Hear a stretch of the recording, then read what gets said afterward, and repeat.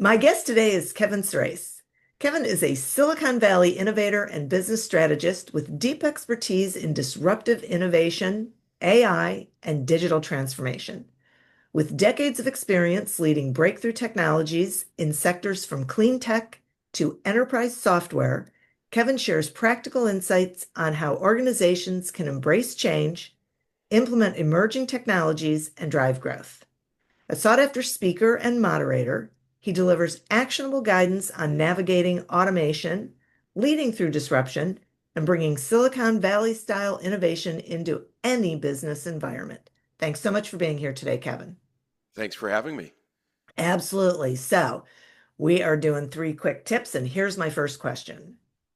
How can companies foster a culture of innovation that actually leads to measurable results, not just ideas? Great question.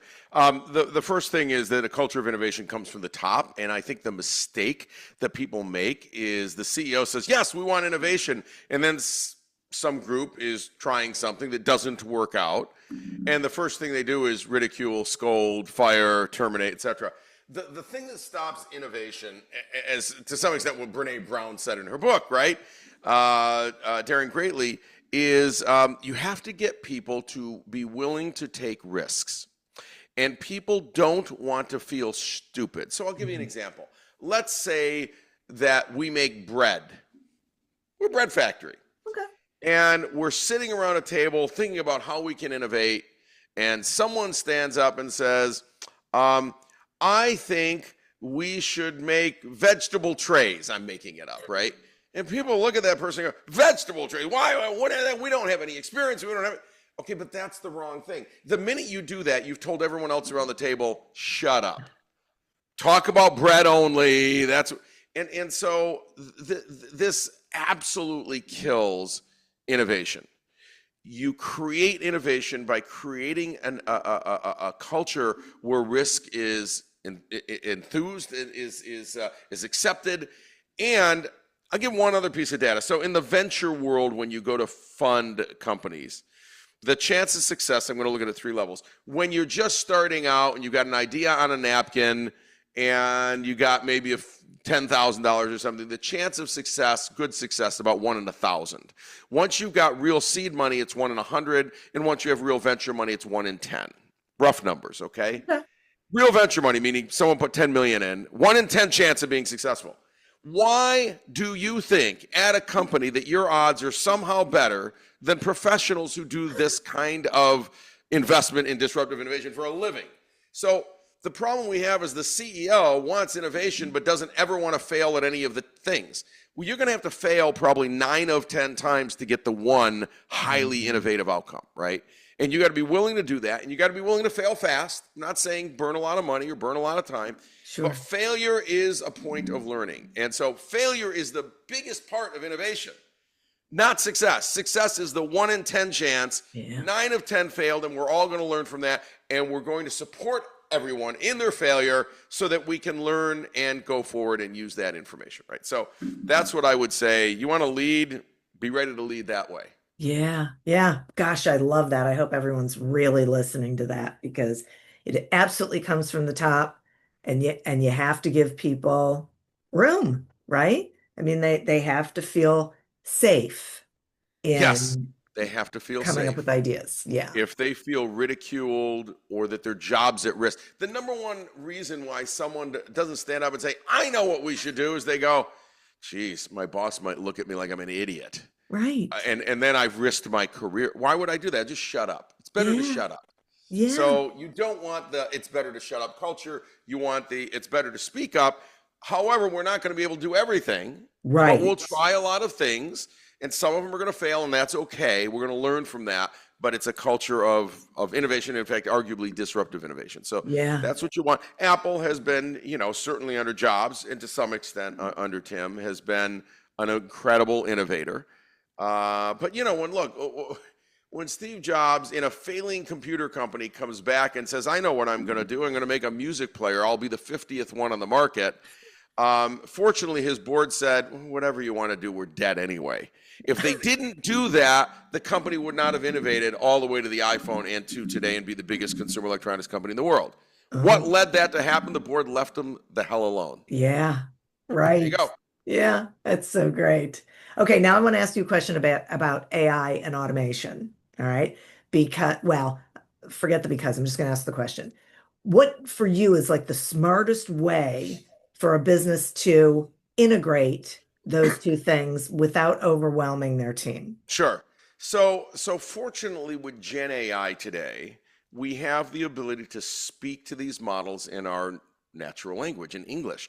Up until that, you had to have Python programmers, right? You had lots of them, and you had to build databases, and you find the data. And there's nothing wrong with any of that. But those are Yeah. big projects. Those are big multi-million-dollar projects. Now, I can empower everyone to do something with Gen AI, with an authorized model. Maybe it's Claude, maybe it's GPT-5, maybe it's Gemini, maybe it's just Copilot, whatever the case is. Yeah. Now, what you have to do is get all your workers to do it. And it turns out lots of people play, very few people do real work. Yeah. We got to get out of the play mode and we got to get into the real work mode. So Okay. I do real work with, and I use all the models because I know which ones are better for which things. In fact, in my keynotes, I show 40 different models that I use, 40 for different things, right? Wow. And what I can tell you is you don't have to go that far. But what you want to encourage your people to do is that every hour minimum, they have engaged with generative AI in some way to help them either ideate or create or poke holes in, right? That's every hour. And when I put that as the bar and I say, are you using it 1, 2, 5 times an hour? They look at me and go, well, I tried it once last week and I didn't really understand. No. You're not doing work. I use generative AI multiple times an hour, often to ideate, often to poke holes in my Yeah. ideas, Yeah. right? So I am not using it as a cheat. I am producing more and better content and better output and more thoughtful ideas by having this PhD next to me that's better at English, today probably better at math, better at psychology, better at everything than I am. And so you have to be okay with that. You have to be, now, we as a society have been through this before, but we forgot, okay? Excel came in the late 80s. Excel. Yeah. It is better at math Uh-huh. than anyone in the world. And we eventually learned to accept that it's better at math, and we don't really do math anymore. Right. I mean, we don't. Yeah. We add a few things, but basically, between calculators, Excel, other programs, no one's doing long division in their head or with a pencil ever. Could I probably figure it out? But nobody's going to pay me to do it. That's the other thing. Right. So no one is going to pay you to write a blog post by hand anymore. Yeah. No one's going to pay you, Diane, to summarize this podcast by yourself. Right. There's AI that does this and has done it really well for the last year or two. Yeah. Nobody's going to pay. You could do it. I didn't take it away from you, but who's going to pay you to do that? It's a waste of your time. Exactly. So this is what people have to look at. If you're told, if you say, hey, I got to prepare for this meeting, and I've really got to understand this complex multi-tab spreadsheet, and I better spend the next 5 hours to understand it, okay, I can upload that, only certain models, but certain models, I can upload that and say, explain as I go into a meeting with these people, how this works, why it's important, what's working, what isn't working in our business, how can we improve? Boom, boom, boom, boom, boom. Okay, tell me where I can see that in the spreadsheet. Tell me how I can manipulate it, right? So it's like having the spreadsheet expert who wrote it Right. next to you. Yeah. Why wouldn't I want that for 10 cents? Yeah. I mean, so when I tell people this, or I'm going into a meeting and I had to read this 76-page PDF, I don't have time. I want to take all weekend. Right. You still can. I didn't take it away from you.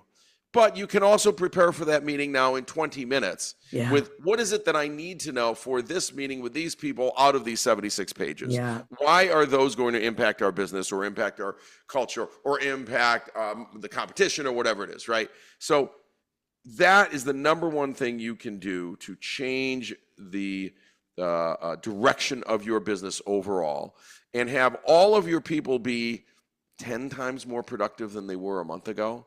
And if 100% of your people aren't doing that, get rid of the people that aren't doing it. That's my suggestion to the CEO, right? Okay. You have a mandate that everybody uses AI Yeah. every hour for everything you do, including responding to customers. How should I respond to this email? How should I Right. deal with this, right? Yes. And it gives you ideas. If you're not doing that, why are you here? I'll hire Yeah. someone who can do that Yeah. for a lot less Right. money. How's that to be hard? No, it's so great, but it does lead to a bonus question that I have, which is because I haven't gotten to my other question, but which is Holy, I only got paid for 3 questions. I No, I'm know, not getting right? paid, guys. Answer it anyway. It seems to me that the people are all about AI. It's the leadership, it's the owner, the CEO who struggles with the thinking it makes them vulnerable, not really understanding it. Do you find that, or do you think it's everyone because they don't understand it? So the stats are the following, right? The Okay. statistics are the following, that I can't answer for every small business, right? Sure. But that medium to large businesses at the C level, for the most part, they've got it. They don't necessarily know what to do, but they know that their competition is likely using AI to beat them with their advertising, to beat them with new products, to beat them with customer interaction, whatever the case is, right? Yeah. And they've also, by now, after 3 years, gotten enough information about like what happens if we took tier 1 customer support that's currently in Vietnam and we replaced it with AI. And right or wrong, the stats are very clear. The AI outperforms the humans. And while the surveys of people who interact with it before they interact with it say, I'd rather interact with a human, after interacting with good AI, say, actually, I'd rather interact with the AI. I got my answer quicker. It was right. They closed the case. This is fantastic, right? So CEOs know this. There's no CEO. I do 50 keynotes a year. There's no CEO that I've talked to that goes, oh, I don't think we want, no. It's like, what do we need to do, Kevin, to get my workers on board? Now, survey recently, just in the last couple of months, 31% of employees sabotage AI in a variety of ways, leading to an 80% failure of all AI rollouts. Wow. Of all AI projects. That's That's huge. because they look at it and they say, this thing that you brought in could replace me, or it's smarter than me, and they're jealous of it, or, right? Yeah. And so we are seeing this throughout all the industries, everywhere. And let me give you an example. Let's say we were going to pilot this, and I was going to use some of my customer support team, right, my call center team, to kind of oversee it. Okay, so it comes in, and 10% of the calls start going to AI. And they look at the stats, and in the first day, they realize AI answered these questions 70% faster. You know what you start to do? You start to tell your bosses there's real problems with this, and it's not working right, and we're hearing unhappiness, and I think it answered these things wrong, and you give them all these reasons to not bring it in, because you see that and you go, it beats me. It crushes me. I can't compete with that. Yeah. So this is what we see, and so don't be surprised. We're going to have this little bit of a bump, and then the execs are starting to get that thing now, and they're expecting some of their people are going to tell the execs that it doesn't work, and then they're going to say, I actually don't believe you. I'm not buying that. Yeah. I get that, but now let me tell you, as an employee, how do you win? Yeah. Become the robot overlord, become the expert. Machines always win. The wheel won. Excel won. PCs on your desktop won. The smartphone won, right? This isn't news, right? Yeah. Technology, automation always wins. Technology always wins. Every time we brought automation into a factory, do you know that people sabotage the automation at first? Consistently. That's where the word sabotage comes from. Sabot is to throw your French shoe into the machine, to wreck the machine.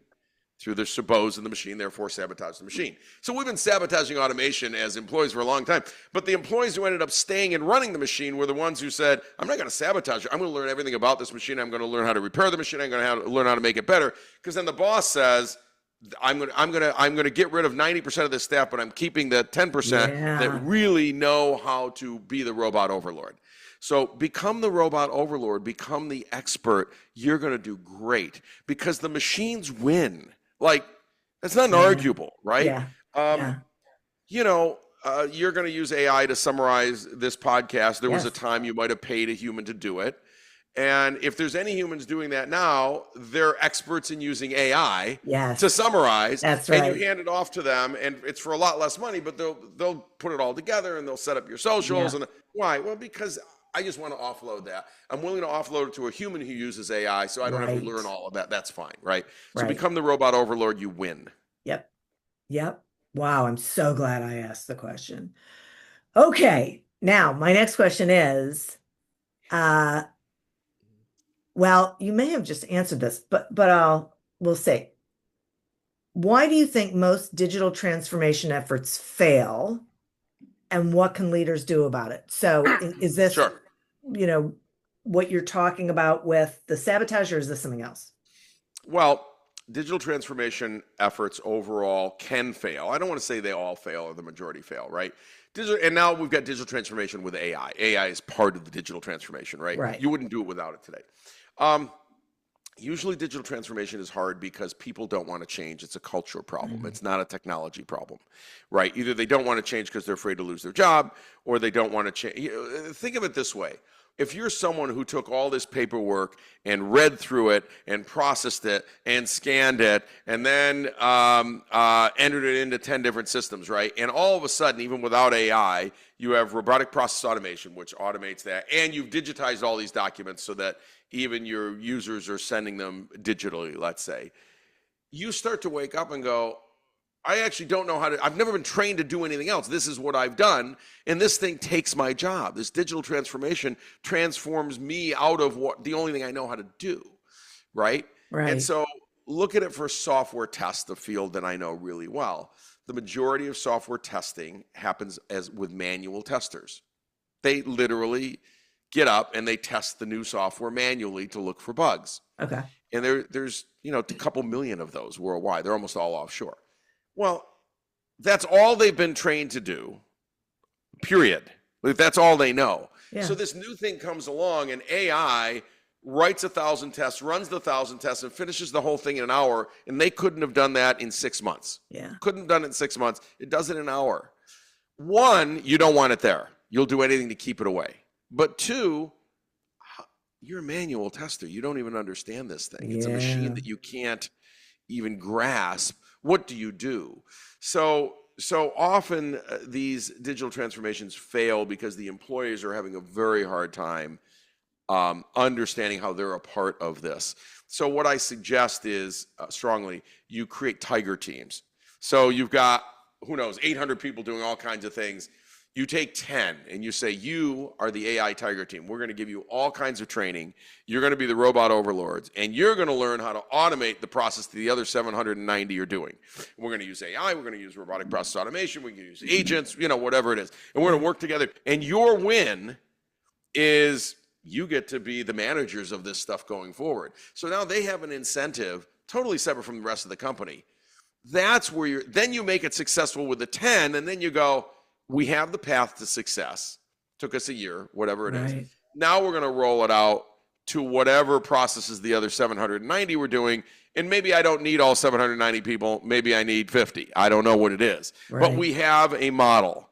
Yeah. The mistake is when people say we're going to roll this out across the company. There's too many people, and there's too much, inertia to get over. And that's not what they were hired for. And very, very hard that you can't. You take away the file cabinets of paperwork that people processed, and now somehow it's all in here and it does it itself. Insurance companies, right? Let's do the perfect digital transformation AI for insurance companies, all right? Insurance companies traditionally have thousands and thousands of people doing claims processing. Let's say I'm a car insurance company, okay? Instead of doing that, what I do is I use AI, and I say, using your phone, take a picture of the damage to your car and upload it to our app. And within 5 minutes, the AI determines that we owe you $1,200, and we wire it to your bank account, and it's already there a minute later. Done. No human involvement.